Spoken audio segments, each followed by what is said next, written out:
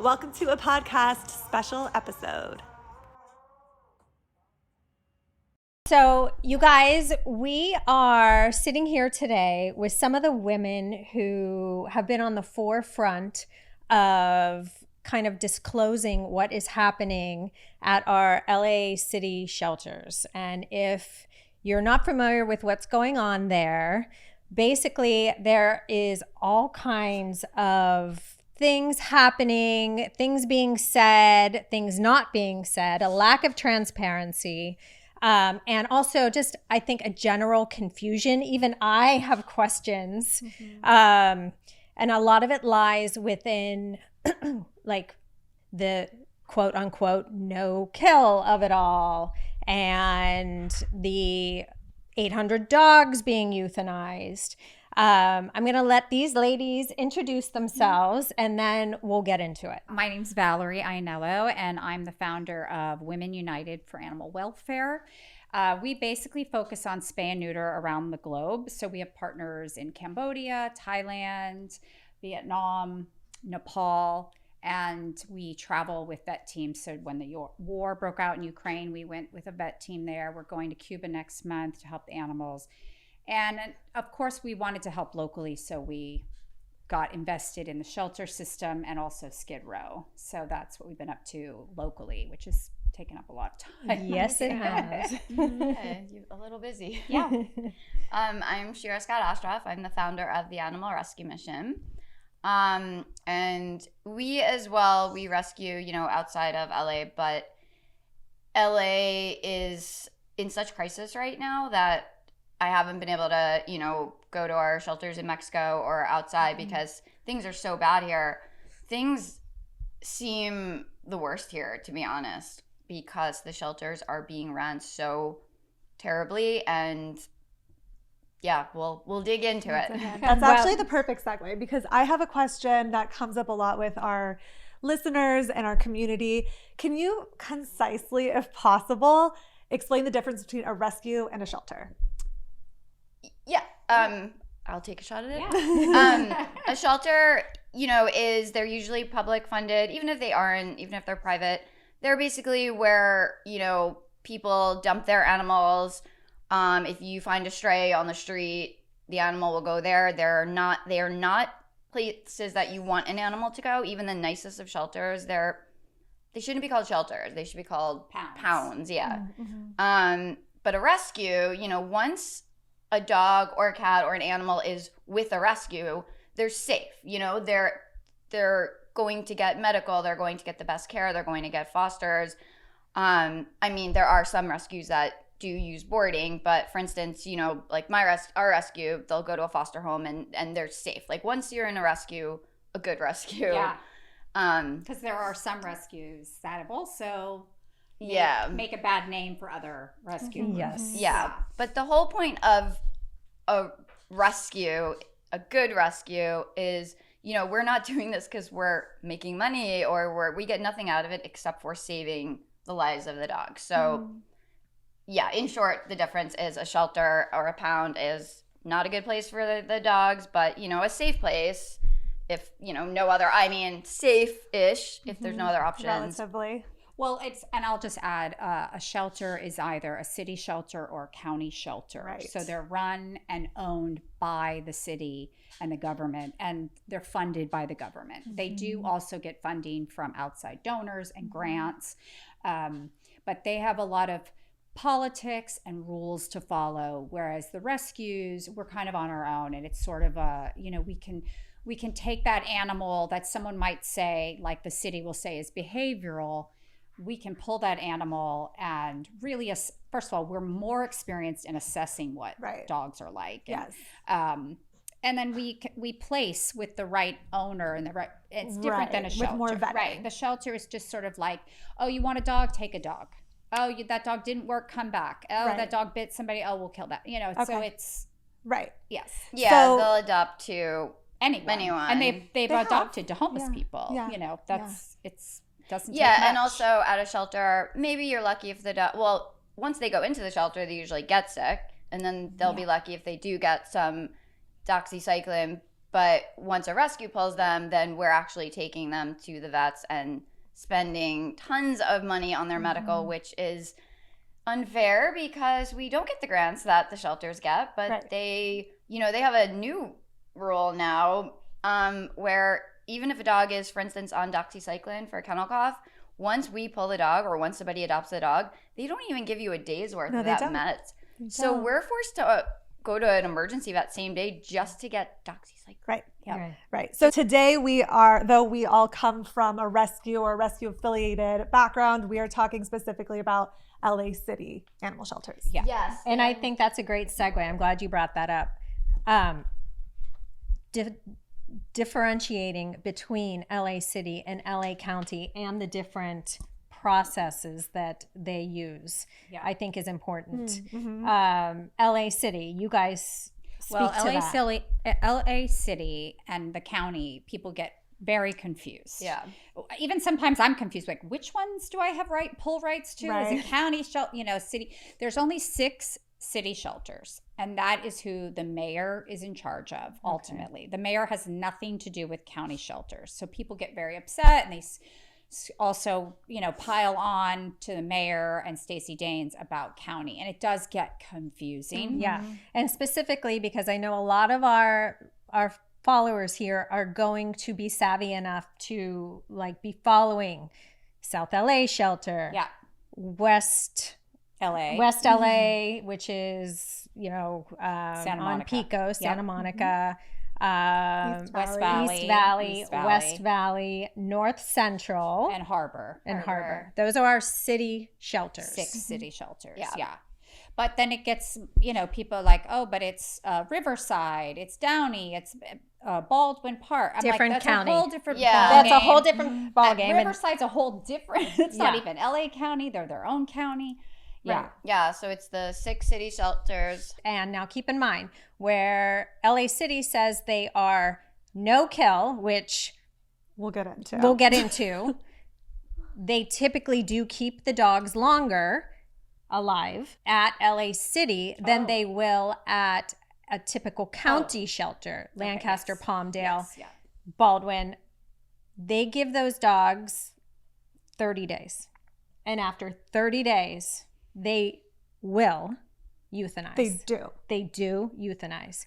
Even perfectly kind, dog-friendly, family-friendly, kid-friendly puppies, nobody is exempt. Yes, they may keep a dog around longer if they really think that they can get them out, but maybe it's a day or days or weeks. But, they're not making any bones around the fact that they euthanize. They're euthanizing for space. Yeah. I think that's why the county shelters are in a different position from the city shelters, because when there's no space, they euthanize the animals, and city is under different legislation. Right. In an effort to really clarify, because there's so many distinctions between city and county, and I want this to be super clear that we're talking about city shelters. Let's focus on the legislation specifically at city. Yeah. We realize that they have this no-kill agenda, whereas county is different, the way that Ellen has explained. So maybe you can tell us about the inner workings of the legislation around a city shelter. And also why it's been called no kill, because I feel like that's a big proponent here. Yeah. I can speak the generalities like that. Basically, because our city shelters declared they wanted to be no kill. I don't know how long ago this was. I think I think it stems from Best Friends. Yeah. Let's be honest. So Best Friends moves into town and declares they're going to make us no kill.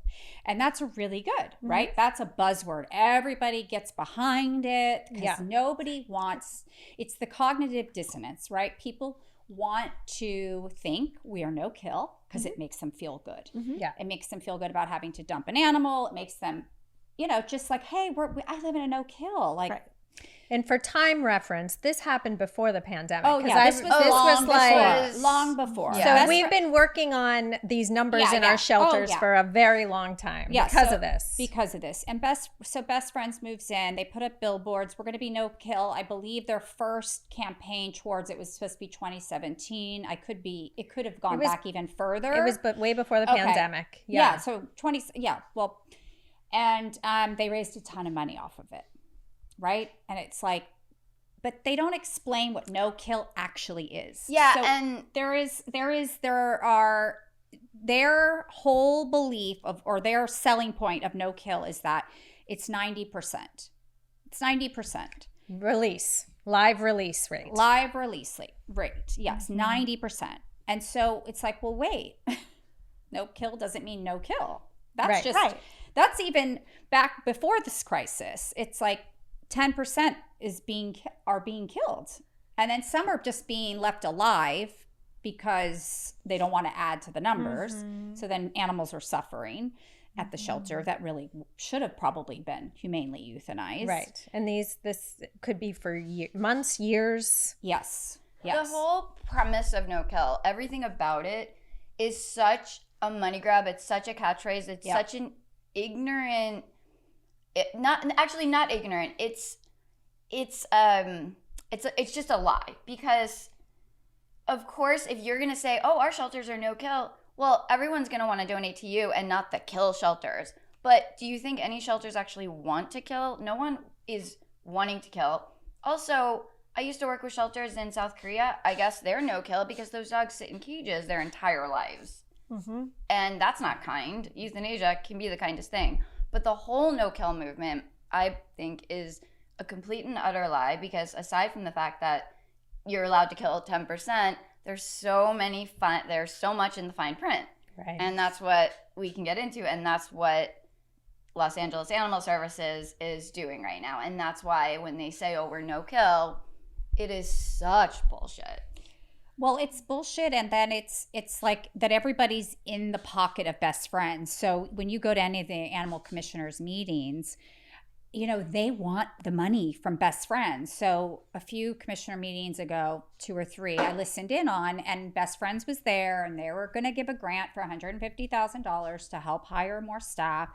And it was like, Larry Gross, the head of the commission, he was like, oh, gotta get that, we love Best Friends, we love your getting money from you guys. And it's like, how are we ever going to break out and tell the truth if we are beholden to this conglomerate that's offering money? They're basically dangling the carrot for the shelters, because the shelters do want that money, right? The shelters do need the money. We get $27 million for our 6 shelters, but the salaries for everybody at those 6 shelters is around $25 million. So there's really only like $2 million out of the entire budget that goes towards the actual shelter animals.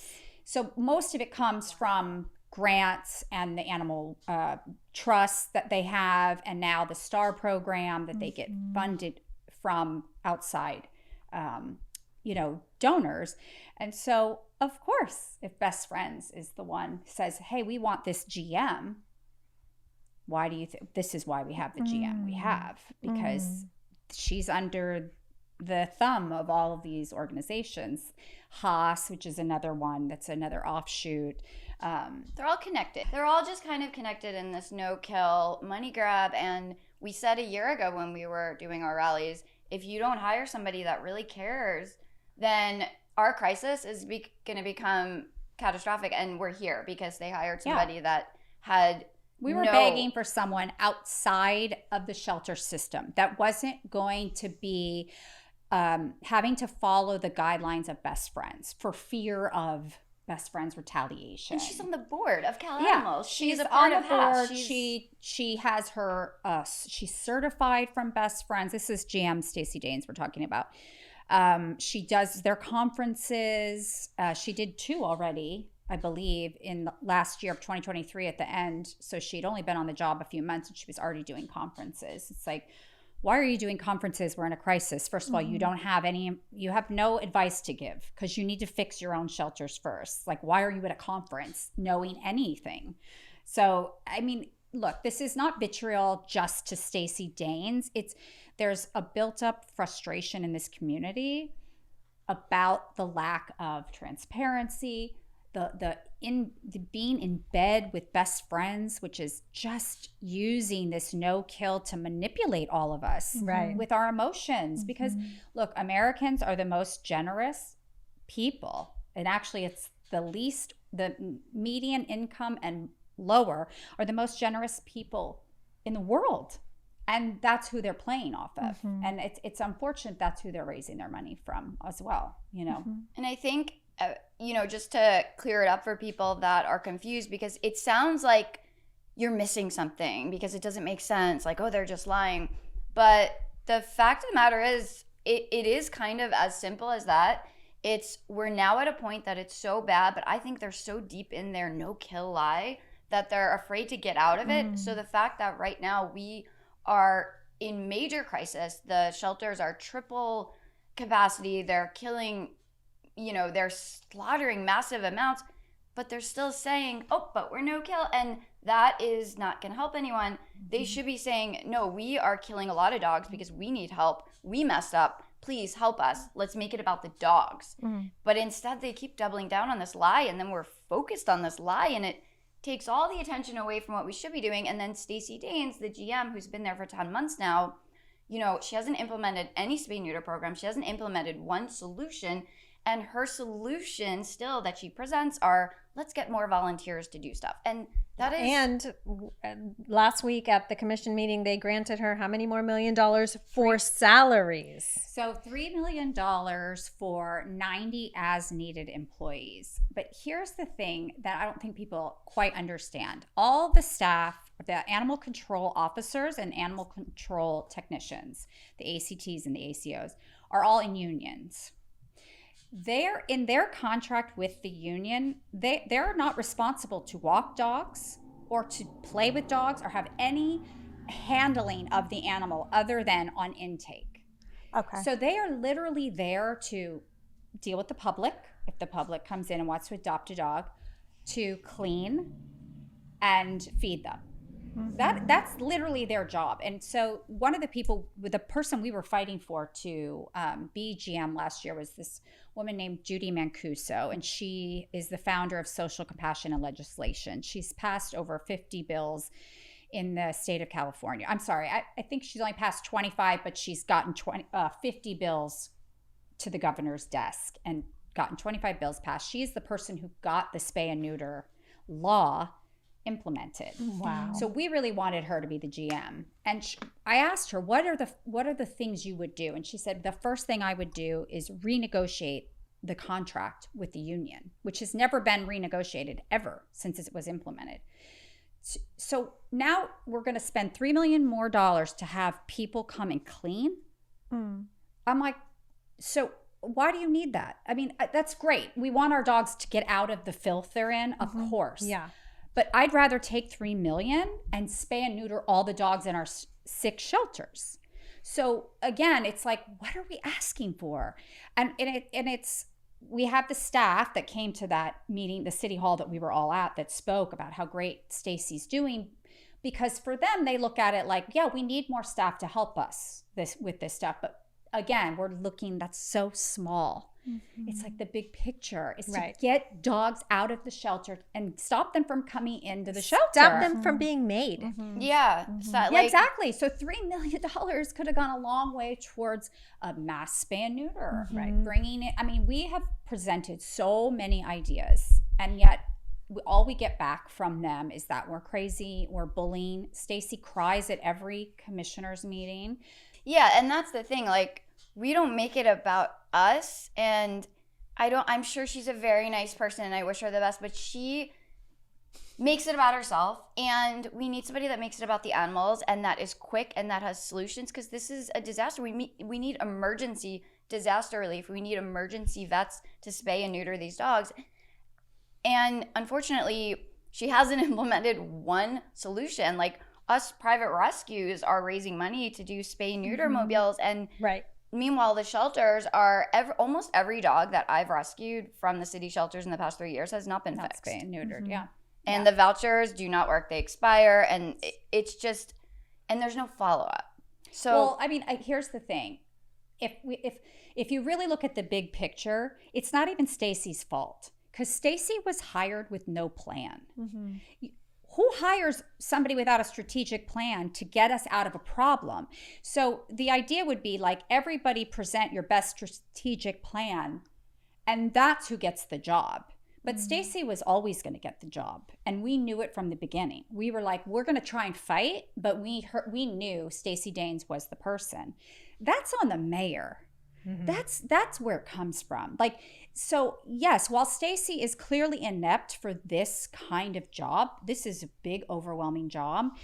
And what she should have done is really sat down with us and said, I'm going to be all in with you guys. I'm going to be all in with the rescues.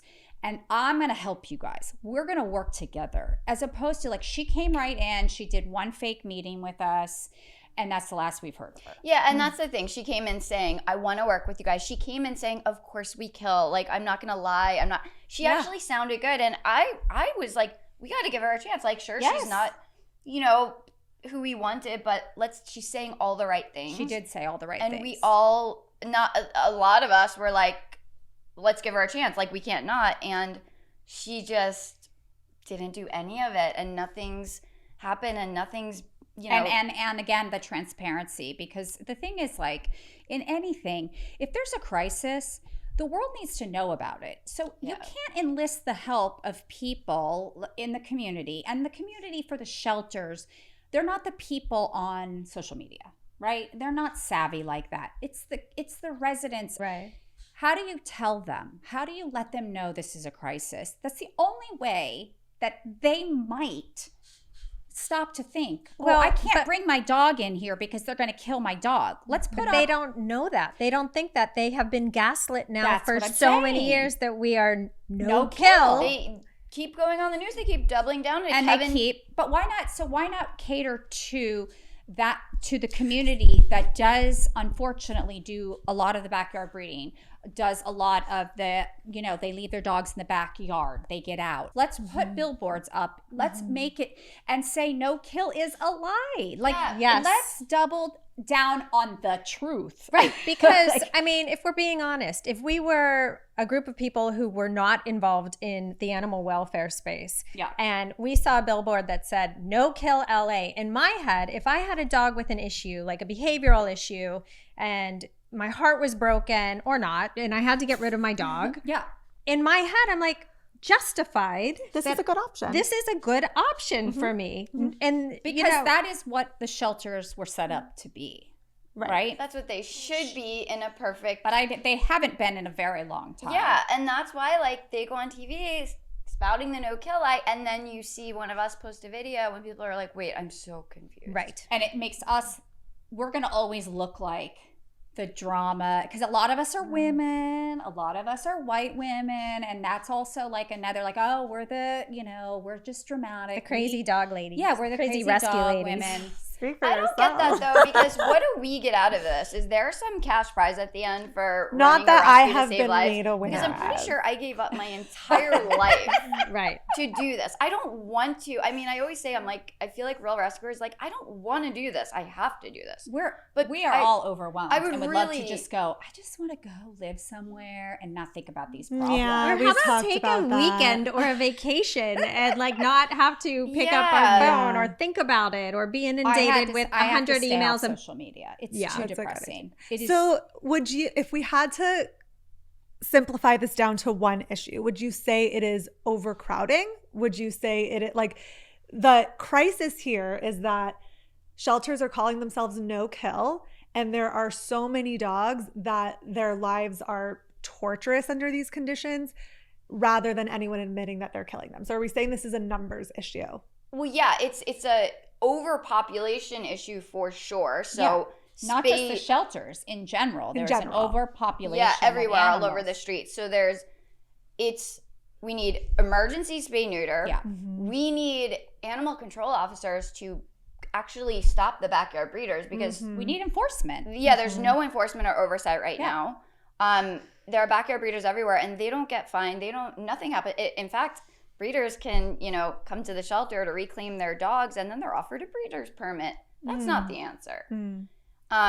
So enforcement, education. There's such clear things that we could solve this. We could, and I think we could too. I really do. I think that this is certainly a manageable problem if there was somebody with any level of innovative ideas and the wherewithal to stand up to the unions and to stand up to the mayor and to also figure out how can we spend the money better, because the money's there. Right, sounds like they say that the money's not there. The money's there not from the city or the state, but from the donors, from the best friends. The money is there. I mean, even just take out the $300,000 a year they pay for PR, and I'm sure it's a lot more than that. That's just what they show publicly.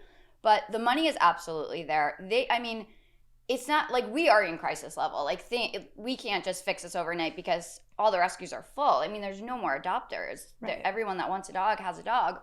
So it'll take a minute to catch up, and unfortunately, dogs will. And are dogs dying. They are going to continue to be killed. But we're honest about that they're dying because of space, not because they have a fake behavior issue. Just be honest. Transparent. Again, it's the same thing. It's like the war in Ukraine or the war. It's like if the world doesn't know the truth, nothing can change. Right. So if you're just constantly covering it up, how does this make sense? So in the Board of Commissioners meeting, Stacey Daines said that each shelter is at minimum 200% capacity, meaning it's over capacity, double. double. And I think it was even higher than that, actually. It might South LA, but then some were like 190%. So I'm saying an average. So for someone to imagine this is several dogs per kennel. Yes. That are. And then they're in the hallways. They are in temporary crates. They are overflowing. A crate meant for bedtime only. Yes. We all crate train our animals. It's the crates are in there just to go in for. Right. This is not to be housing an animal for, and with city unlimited perhaps amount of time. Play yards are being used for housing animals. This is not that, there's just so many dogs in the shelter and we have places that we can put them. The dogs are being stacked on top of the dogs. We're 200% capacity, which means we are double. Yet when she's interviewed by the news last week, she was like, I have brought down our intake by 50%. I'm like, the math isn't mathing. The math's not mathing but there. Nobody's questioning. So we are. They can't get their lives straight, which is interesting. I posted it last week. It'll be one story will say, we are at a crisis. And then the next story is like, Stacey Daines managed to cut our shelters in half. They're better than ever. And then the next story is, we're at a crisis. Right. And they can't even how can anyone know? Pick their lie. But if you go into a shelter and you have animals in the hallway, there's an issue. There's an issue. You should not be going on the news saying, we're no kill, we're great. You're not great. You have dogs stacked in the hallways being drugged to stay quiet because no one's walking them. You're not allowing your volunteers to go into most sections because the volunteers are going to tell people and you're too worried about what people think. And the fact of the matter is they're killing a lot of healthy, adoptable dogs every day. Sweet, adoptable dogs. Okay, so maybe now's a good time to talk about that 10% and how they, what being sick and behavior means. Who becomes this 10%? Who becomes this 10% and why? Well, go ahead. So, it's funny. I think the no-kill started back in 2008 because I just read this article from 2008 that described it so perfectly. Probably. And it was basically saying then why it didn't work and why they were like, this isn't going to work if it's not done right. Because you could have one shelter that has, let me see if I could explain this right, has 1,000 dogs that have kennel cough. And to one shelter, that's a very treatable thing. We'll treat them. To another shelter, they're like, we don't treat kennel cough. That's considered sick. That's considered medical. So that shelter, if they were to just euthanize that 1,000 dogs, but they consider them medical, those don't have to count towards the kill number. So you're not counting dogs that are medical, you're not counting. You'll see right now with Los Angeles Animal Services, a lot of the dogs will have great notes from the volunteers, and then a staff member will go in there and say, oh, he was growling, he's aggressive. That dog then gets a behavior mark. That dog then goes on the red list. When that dog's killed, that doesn't have to count as a kill number. So it is 10% of adoptable. It's not 10% of intake. It's 10% of adoptable dogs. So whereas one shelter could say, oh, these 1,000 dogs with kennel cough are adoptable, this shelter could say, oh, those aren't adoptable. They're not adoptable. So it really doesn't work. Yeah, this is not a dog who's been. It's confusing on purpose. Yeah. They don't. Why do we not have the same policies at all the shelters? Why is every shelter not having to follow the exact same policies, the exact same, like a protocol for a dog that comes in that's sick? I mean, one of the things I've been screaming about is why are dogs not immediately spay and neutered on intake before they get sick? Because then they go into the shelter, then they get an upper respiratory infection, and they're too sick, can't do it. And just to kind of clarify that more, what that means is they will defer the spay or neuter. And when you're giving a dog to a rescue, if a rescue's taking that dog, then chances are they're hopefully going to follow through and use their own dollars. Right. Our own cost center pays for then these spays and neuters, which even though the shelter is being granted money to provide this service, we have the financial burden. Yes. Yeah. And then if they're adopted out by a regular person, they're deferred. They're still deferred with a voucher with a hope they spay and neuter. And with no follow-up. So meaning that dog is out there in the ether somewhere breeding and adding to hundreds of dogs. Well, this is where the pandemic came in and played a huge role, right? So pandemic hits. Everybody's going to be at home. We all going to go to the shelters and we're going to foster, we're going to adopt. And the shelters were like, great, we're moving animals out. We let go of a lot of our staff. All those animals moved out without spay and neuter. And then there's no, what happens? You don't think some of those dogs started mating, got out, then they're mating with the neighbor dog. It's like you unleash this freedom to mass procreate. And now this is what we're looking at. We're looking at the babies of the pandemic. Right. Yeah. We have 3-year-old dogs in the tons and tons of 3-year-old dogs. Yeah. And it's just gonna get worse because backyard burritos are not stopping. There's no. Well, that was the other thing for the pandemic too, is because people were out of work. Oh, well, I have this dog. I can breed this dog. I can make a little money. Want puppies, and I can sell it to wherever, and I'll make money, and that will give me an income while I'm not working. It became this huge recipe for disaster, and now this is where we're at. Yeah, these are the consequences. These are the consequences of our irresponsible way of being to begin with. None of those dogs should have ever left the shelter without being spay and neuter. But again, our shelters don't have vets. Right? We have 3, I think we only have 3 full-time vets, but they rotate. I don't even know if they're full-time anymore. Yeah, maybe not. Why do we have less vets, less spay neuter, less medicine? Why are we asking for $3 million for more staff and not $3 million for more vets? Where are the trainers? Why not get another vet and spay and neuter? Well, that's the other thing. They say there's a shortage of vets. There actually are a shortage of vets, but there are vets if you paid them enough. I think that's the thing. It's not that they're not getting paid. What they're at, I think the salary they're offering is like $150,000, which is not terrible if you come right out of vet school, right? But what's terrible is the job, because mostly you're just euthanizing animals. So it's like, how do we make that better? It should be an emergency program. Let's get vets here from. Well, I have vets that volunteer for us. We go to Skid Row with vets that are willing to donate their time. I've also said this a million. Let's bring in volunteer vets that will give a day. One day. Yeah. They can go and we could have spay and neuters going on regularly at the shelters with volunteer vets. There are solutions. There are things that should have been proposed. And well, we have Judy Mancuso to thank for she's the one who put the bill forward to have vet techs to be allowed to neuter cats. Oh, now, I don't know where that will go because the vet board might have a huge problem with it. But the reality is vet techs they're doing a lot of it anyway. And they're the ones that do the anesthesia. They're the ones who do the dentals. That's another thing. Why are not all the animals having dentals when they're spaying neutered at the shelter? Oh, because the rescues will cover it. Yeah, we'll cover it. It's the most expensive thing ever, and it's really causes so many health problems. No kidding. Well, Right? you know, the city shelters, if an animal comes in with a broken leg or a limp, or they also will do a 3-day red listing. Like, I'm on fix it. Yeah, I'm on the medical list for those. Like, they're just as bad as county with that. Like, they're a really quick, like, in and out.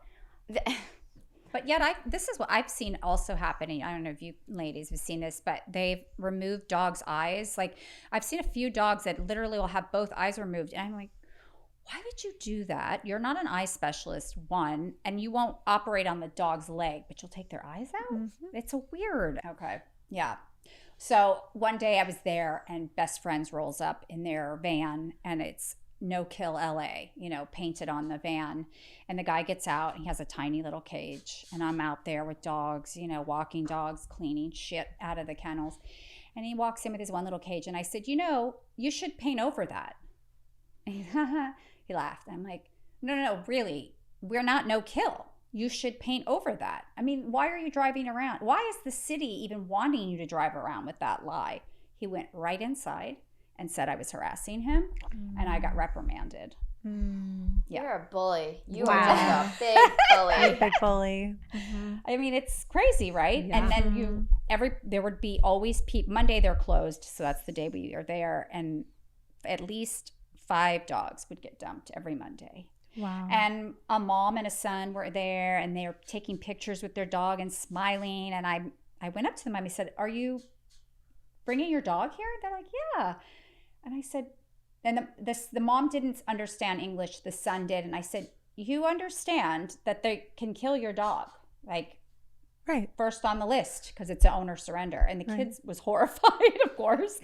And then he explained to his mom, and they were like, and then I got reprimanded because they don't want me talking to anybody to tell them the reality of the situation. That what they believe is not and true. that's, by the way, I've gotten kicked out of many shelters.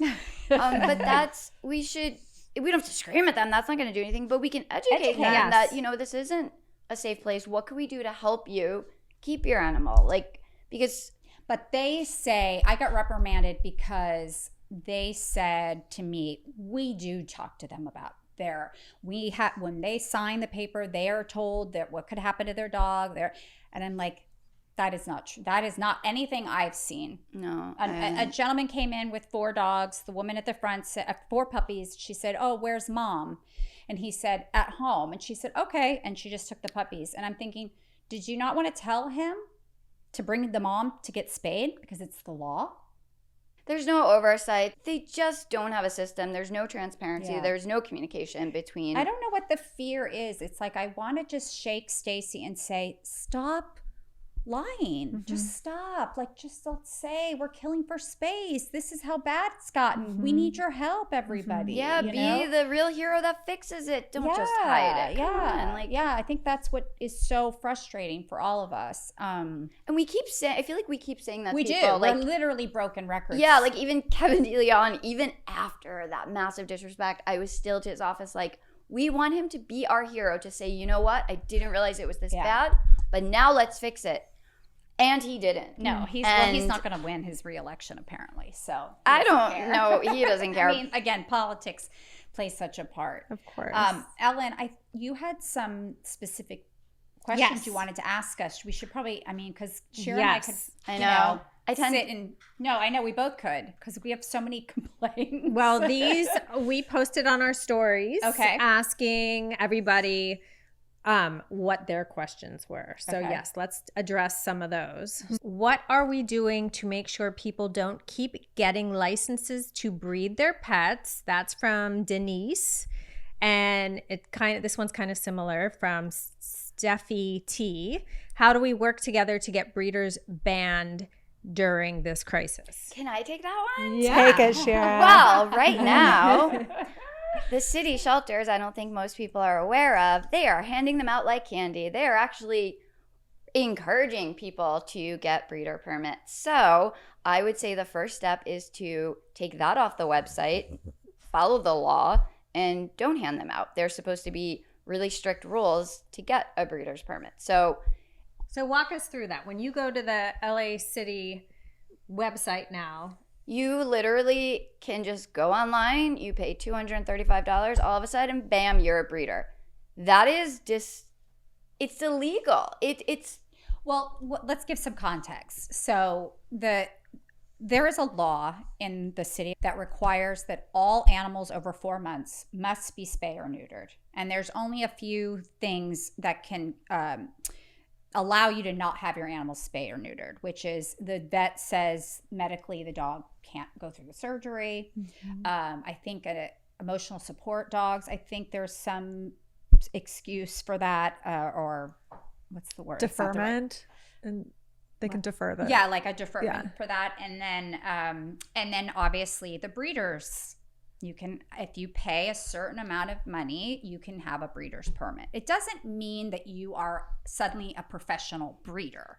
It just means, oh, I don't want my dog fixed, so I'm going to take my dog home and risk that maybe I do want to have, one litter, just one litter, or my animal is kept in the backyard and then we'll get out and impregnate the neighborhood, and here we're off to the races. Right. And so, but it being so easy to say, let me check this box, let me pay this. Yeah. Oh, I have a breeder's permit. No, it doesn't necessarily mean you're breeding your dog. Doesn't necessarily mean you're not. It means that you're another don't have to have your irresponsible person with an unfixed dog. Maybe and you're not two, following maybe three. the law. Right. You're not following the law. I mean, you could literally check female, male, unfixed, breeder's permit. So this whole breeder moratorium, it's kind of... Well, let's talk about that for reference for people that are listening. So again, Judy Mancuso, who's our hero, when we first talked to Stacy back in September, I think it was, she was talking about how we should not have breeders. It's ridiculous that anyone would get a breeder's permit because we're in a crisis. Right. But yet she doesn't bring the idea to the Board of Commissioners, like, we can put a moratorium. There is, those, again, would have been another proactive thing for her to do. Instead, we kept going. Hayes, another woman from a different organization who's on the board of Social Compassion, we went to Judy and we're like, what can we do? Is there something to be done? And she's like, well, I tried years ago to make it illegal. She's like, that got shut down. She goes, but you could go to the Board of Commissioners and get them to put it to City Council. And so Judy ended up reaching out to a couple of the Board of Commissioners and saying, this is what you guys need to do. And so they're the ones, the Animal Board of Commissioners, who put it to Eunice Hernandez, she's a council member. She's the head of the neighborhood, I won't know the name, but it's basically her committee is the one that's in charge of LA Animal Services. So she put the moratorium to her committee and they passed it. Then Stacy and Steve Huchin, who is the district city attorney, he is the one that is supposed to draft the moratorium. So they've been waiting. Now, she passed this back in her committee in November, and we're still waiting on this drafted bill to then present to City Council, the entire City Council, to vote on. Wasn't she also the only one who was present in the commission meeting? Yes. She stayed. Yes. You guys thanked her for being there. Yeah, there was, I think, 5 City Council members that stayed, but she was the only one that oversees the shelters that actually stayed. Kevin DeLeon left. Yeah. Nydia left. De Leon left, and we were talking about Skid Row also at the City Council, which is his division. And he should have stayed in there. I mean, they all should have stayed. It was so incredibly. But I think that is typical. I think so as well. It is. They're not required to sit in their seat and pay attention. They're just not. Yeah, but the thing that I have to mention is, only because I just found this out last night, and I really don't think most people know, I really don't, is, that we all were like, okay, good, this breeder moratorium, it's a step in the right direction. But we're just finding out that online, they've been handing out breeder permits like candy. So I feel like this is honestly well, it feels like no one's in a rush to push the moratorium because, again, it's always going to come down to money, right? Everything's going to come down to money. So they're making money. So over the past 5 years, they've sold over 90,000 of these breeders' permits. That's over $30 million. You know what Stacey could do if she really wanted to stop this? She could take it off the website since it's illegal anyway to just be it's actually illegal. Like, we need to look more into this week. Like, it's not supposed to be there. It never was. She put that there. It doesn't need to be this easy. No. Certainly. Of course not. Yeah. No, it's like a no-brainer. But again, you think the shelter wants to give up $30 million? Nobody's pushing for that. There's no chance. There's no money in the budget. The state, we're at $78 billion deficit. Like, we are in trouble. And you know what? Eunice Hernandez came up to us after city council. She pulled Joey aside, Joey Tuccio from, he does work on Skid Row. And of course, I like shoved my way in because I'm like, I want to hear what's going on. Why is she talking to him? And she was like, you guys need to really, really push for budget stuff. She's like that. You guys are at risk of losing, getting your budget cut. Animal services. Yep. Wow. Of all the places. Because again, we are in a homelessness crisis of humans that's all anybody's focused on. Animals are last on the list of priority. We live in our animal bubble, right? So for us, it's number one. We live and breathe it. We're like every day, we're crying from social media. Right. We're figuring out how to find fosters and money, and nobody cares. They don't care.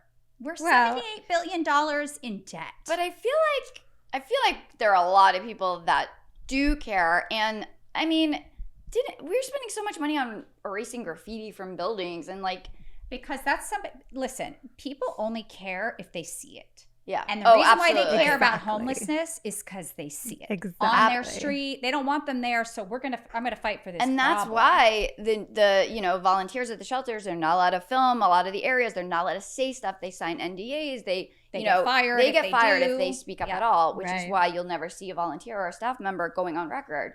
So that's what they bank on. No one's seeing the shelter. So when we post the truth, they, those rescuers are just crazy. Well, there's evidence. Like, there is evidence, but I mean, there's evidence of corruption everywhere. And it's sort of like it's just harder for them to accept this is happening to animals because we are emotional humans. It connects to us in a way, and people just go like this. You know, I'm vegan.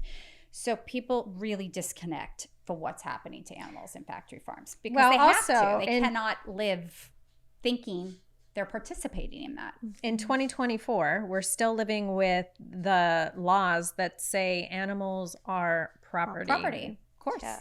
So if we were to change that wording somehow, then maybe we could get different things passed through. There is a law, I think, that's been trying to get passed. They passed it on the East Coast in I want to say Connecticut, but I'm not sure about that.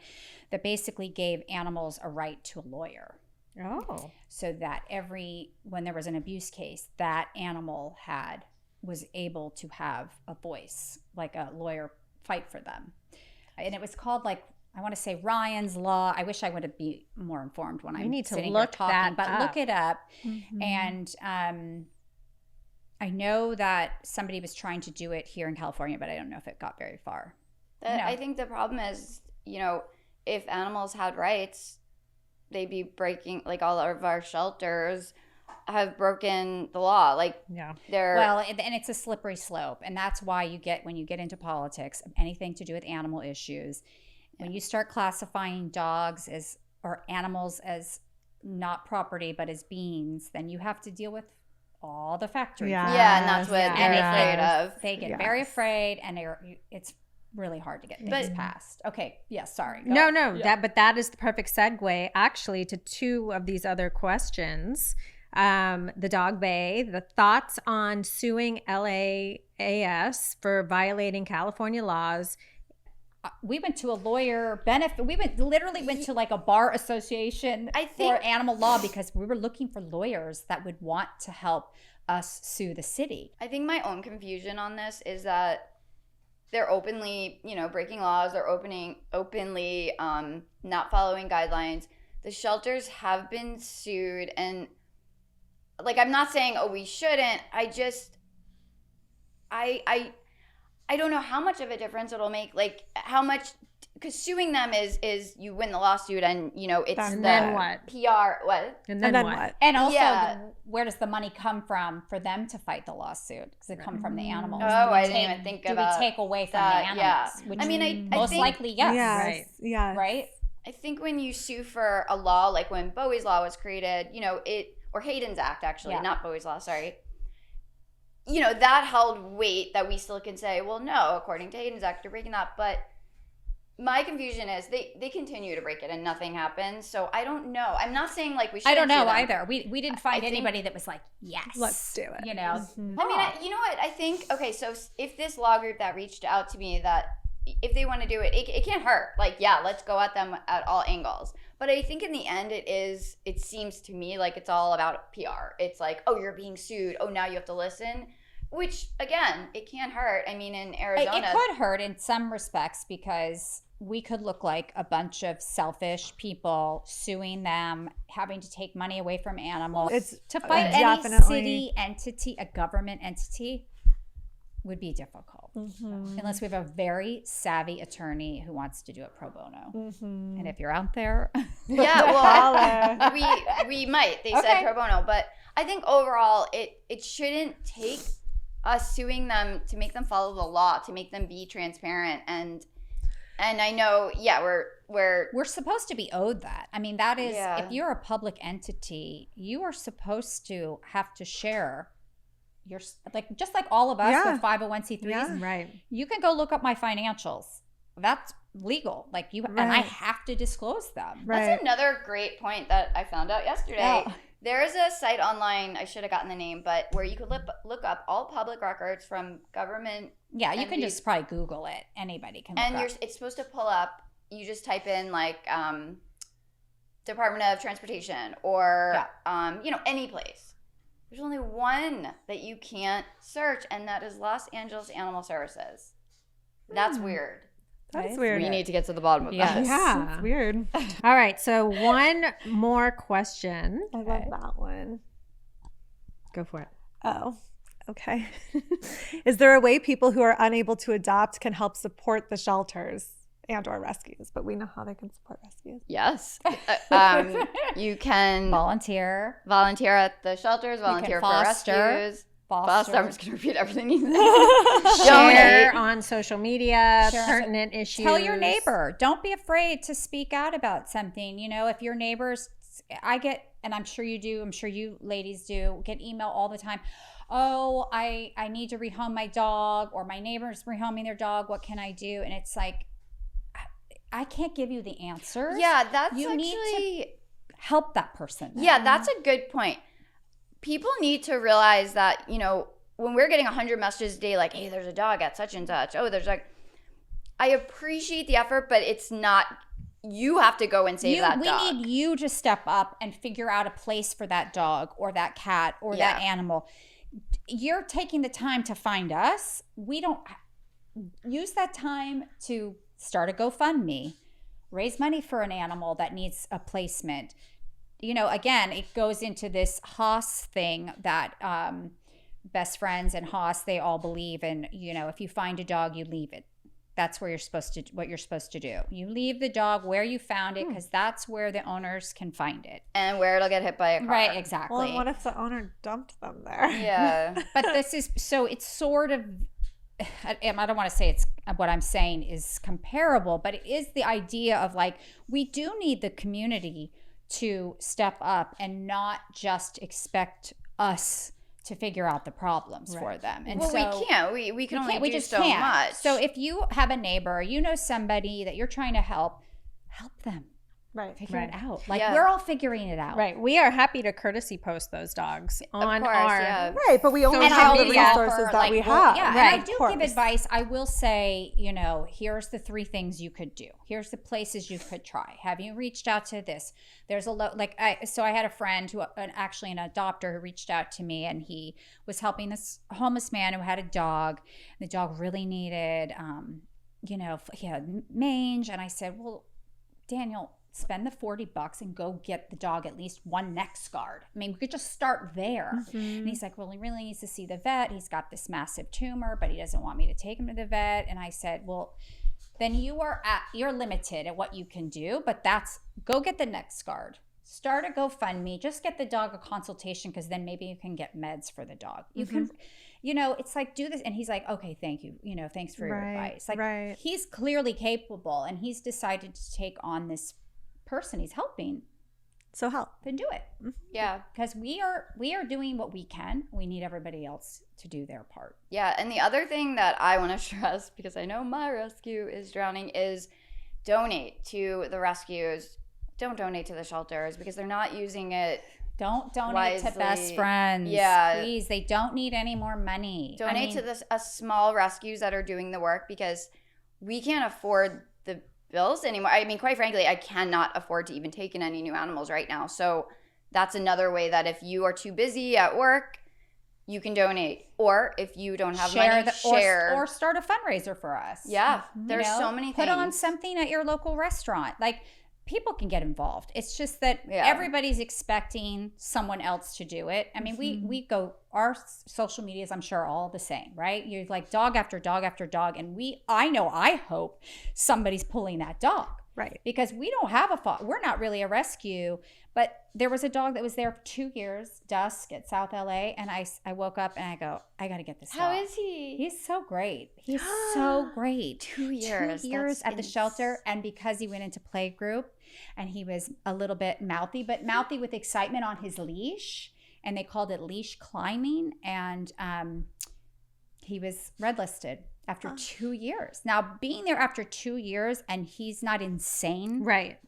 The fact that speaks to that dog. already how great this dog yes, is. it does. So glad that he's safe. And he's great. He's great. But I know that I'm looking and hoping someone else pulls these dogs. Right. Because we got lucky with this amazing foster, but that's so, I mean, you guys are all foster based. It's impossible right now. I'm fostering. I have 2 8-week-old puppies from Skid Row with my other 5 dogs. Yeah, So I can't take in any new animals right now because our fosters are sitting in fosters. Like, we're not getting adoptions. Right. I don't know about you guys, but We're I there. have 0. I have a beautiful 1-year-old terrier white from Skid Row. She's so lovely. Was Zen. I've had her for months. So cute. I like, how? It's crazy. I have little white fluffy dogs that can't find homes. How? It's really, we've surpassed crisis level. It is bad. We need solutions now. We all need to start. And nobody doing wants things. to go to a shelter. And I will say, when I turn someone down for applications, because I'm super picky, I always say, please go to the shelter and save a life. You can go home with a dog today. I also literally offer to email go with everyone them because they're like, well, I don't know what to do. I'm like, I'll meet you there. Yeah. But you're gonna- that's good. And I I'll could do walk that you too. through it. Yeah, on But Friday. I mean, that's also very generous. Yeah. of That is time. generous. But Well, you heard yeah. it here.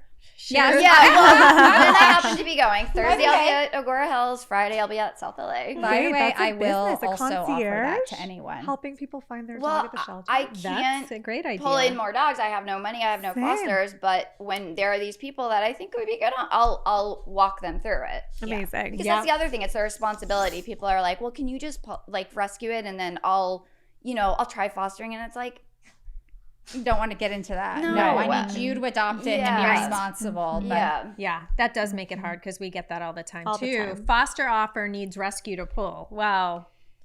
Oh, that's the thing, right? Guys. I'm always like, okay, how long can you foster? Can you fill out Right. the application? And then they go dark. They Or, ghost. I can only foster for a weekend. I'm like, why are you wasting everyone's I time? started implementing something I'm doing with a few people where I make them kind of take half responsibility because I'm like, you can't fail because I don't have a backup and I'm not going to put a dog in boarding. And Right. I'm like kind of experimenting with this, making Or- them part owner, basically. Like, basically, we're both liable. So Amazing. it's been working. It's only with people I really trust. Yeah. But yeah, it's real. All right, that's new. Good. That's creative. I mean, that's what we have to do. Okay, so the last question that we want to go over today, how can we continue to put pressure on LA Animal Services as a community? I think overall, Emails, phone calls to your city council members and to LA Animal Services, and all their email addresses are online. You can find them very easily. All the Animal Board of Commissioners, their emails are up there. I think it's just they need to hear from the community. yeah, they need to hear from way more from the community and not from just us. Because we are inundating them, and I'm sure it would be good for them to get emails from just their constituents, Definitely. their community, because council members do care. They are looking for votes. And so if they got enough emails and people really caring and phone calls, maybe they'd have to. Yeah, you know, when I called Kevin DeLeon's office, the first question they asked is, are you in his voting district? Yes. So if you're in, like, whoever is your council member, that's who you should be calling. That's who you should be. It's not really worth calling their offices if you're not in their district, because then they have less interest in you. Well, of course, you can't vote for them. Yeah, so we should, like, divide and conquer, and whoever is your council person, request a meeting with them. Or if you don't have time for that, write them an email. Just writing them an email telling them how much you care about the animals and the crisis going on and what can be done. Or, you know, making them aware that they need to step in and do something. Yeah, or ask, what are you power. doing? And they ultimately hold all the power besides the mayor. Certainly. The mayor's, she's going to just listen to whatever the council is saying. The mayor has... Did I move away? I'm sorry. And the mayor is very aware of what, would you say, what is happening? Aware in the sense of, like, she's getting her reports from Stacey Daines and the Board of Commissioners. And she's never going to make it sound like it's bad. Again, because she's already failing, unfortunately. And I voted for her, but she's failing. You know. did? I did. No. But she's failing us. And I think she's also in way over her head. Right. Homelessness is like a really big problem, but it's also a really big business. But I also think they're tied together. It's a $1 billion business, homelessness. That's for a different podcast. My friend, I haven't lied about that. My friend contracted with the city to build a homeless shelter, and he did. And he is like, this was under Garcetti, and he is like, it's so fucked up. Wow. Like what they made him spend when he didn't need to spend that much. They made him pay his employees. So he had staff that he's like, I already pay them really well, but you want me to pay them even more? He goes, I'll never get to keep them. And he didn't. His main person didn't stay because he's like, oh, now I'm making $60 an hour, even though I was getting $45 an hour, which is great in construction business. But they were required to pay. So, and he goes, oh, don't be fooled. It's a $1 billion business. Nobody wants it to end. So do you think that's the same with animals? Is that why they want that's what honestly that's what it sounds like. I mean, everything is about money. Yeah, it definitely well, is. And their salary, they're taking the money for their salaries and they're not giving it to the animals. It feels like a really ABC situation. And yeah, I mean, Stacey Daines is making $250,000 a year. It's really nice. That's really nice. Really nice. She's not required to be at the shelters. She works from home mostly. Their publicist makes, I think it was $167,000 a year. And that's just one of their publicists. Why do you need a publicist? But again, it's like, yeah, you can't change. I mean, to change the entire system is like, you know, so people feel that's what happens, right? We all get like burnt out, overwhelmed, we're hopeless because there's nothing going to be change, and you know, it's really hard with Stacey coming in, and we really thought, all right, let's give her a chance, and unfortunately, I think the thing that they maybe don't realize is that this isn't something that's like, oh, we're gonna lie, us rescues, we can't help you anymore. Right.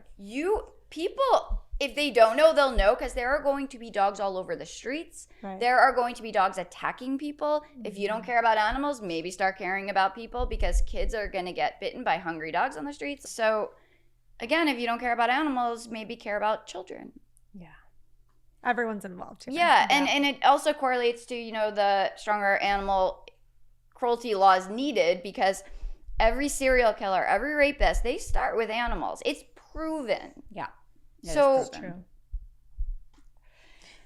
It's a lot. It's a lot. It's a lot. And like even these conversations, it's like I'm sure for the people listening that it just you start to go, what Well, can we it do? feels too big. It Like just- it it's just funny. feels Yeah. too It feels- overwhelming. It is. Well, I So- want it, but it is important to note it does feel overwhelming, but there is a call to action here. And the call to action is email Thank your. you. Yes, you're right. You're right. I'm just, it is so easy to feel Of that course, way. of But course. that's why we rally. That's why we still put the thing together because people are like, oh, protests. Oh, what does it do? And it's like, I know, but otherwise, what do we do? You gotta and I do think something. now, Yeah. I'll be honest, like the past few days, I've been lower than I've been in forever. I'm just like, it is so overwhelming. Yeah. I think that's why now more than ever, people need to really step up, and people have been stepping up. So I think if that continues, that's how we're going to change this. It's not Yeah. going to be just us anymore. We need everyone to Everybody. use their voice. Mm-hmm. Everyone to, stop funding these city council people that are failing you. Stop donating to their campaigns. Make smarter choices because we need to take back control of how our city is run. It needs to be kinder. It just needs to be compassionate. Yeah. We're begging for kindness, basically. Yeah. Well, and we're begging for like the fact that we're the 5th largest economy in the world and we have shelters that are worse. Now, I've been to China, I've been to Cambodia, Vietnam, and there is no place, and Cuba, let me tell you, they have nothing there. There's no resources. I was there last year. I'm going again next I want to go month. to Cuba with you. You should go with us. The shelters are worse. Here. Here. Yeah, my Mexico Because the rescue animals partner. are stuck. They're in prison here. I'd rather them be on the street so they could at least have freedom and get and fend for themselves, and they would do better at it. It's really bad, but it's fixable. It's fixable As long as for we someone keep- who really wanted to come in and fix it. We need somebody like a Judy Mancuso. But we can do Yes. it with your help. Well, we hold Do each it. other up. We keep each other fairly sane. Yeah. Well, I And- think it's good when organizations can come together because there's Totally. also so much like, Absolutely, yes. drama Any- within our own group. Yes. And we're so happy you guys came today. So happy Thank to you. be here. This was much needed to shed light on this subject. Totally. I feel like this is going to be very helpful. Yeah, I learned so Absolutely. much from this coming. Yeah. Until then, Until then, it is hot. all here. of us are hot. We hot need to. topics, hot lights, hot room. It's all flashes. hot. Thank you. Thank Really you. Yeah, appreciate thank it. you for having us. Yeah. You're welcome anytime. Thank you for having the two big mouths. Ah,